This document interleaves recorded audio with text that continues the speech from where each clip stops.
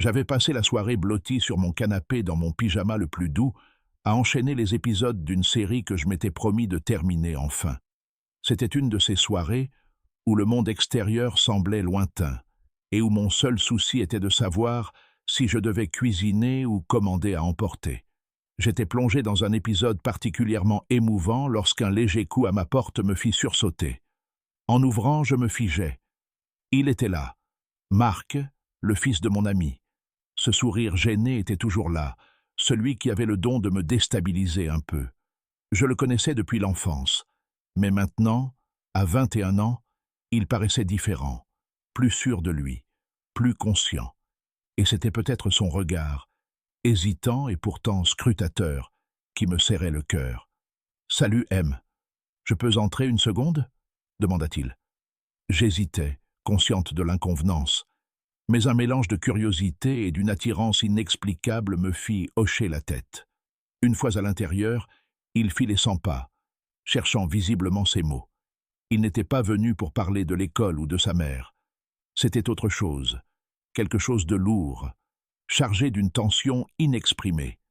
Notre conversation avait commencé en douceur, des banalités, des rires partagés, des souvenirs nostalgiques. Mais peu à peu, le ton changea. Il se pencha vers moi, feignant de chuchoter. Mon cœur s'emballa.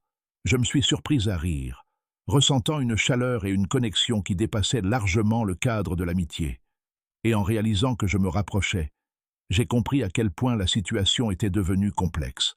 La culpabilité m'envahit aussitôt. Mon ami me faisait confiance, comptait sur moi, et voilà que je ressentais des désirs que je savais dangereux. Pourtant, en même temps, je ne pouvais nier cette plénitude émotionnelle dont je n'avais même pas conscience d'avoir envie. Marc était attentif, compréhensif, d'une manière qui me donnait le sentiment d'être vraiment vu, peut-être plus vu que je ne l'avais été depuis des années.